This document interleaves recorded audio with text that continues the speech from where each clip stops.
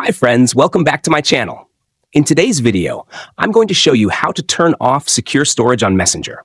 If you're new here, don't forget to subscribe and give this video a thumbs up. Now let's dive in. Step 1.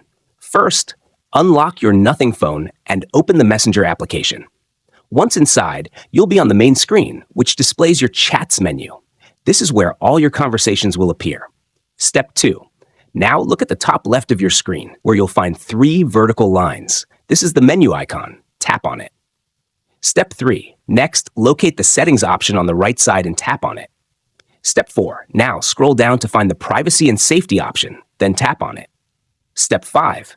Next, locate the End-to-End Encrypted Chats option and tap on it. Step 6. Now locate the Message Storage option and tap on it. Unfortunately, this is turned on.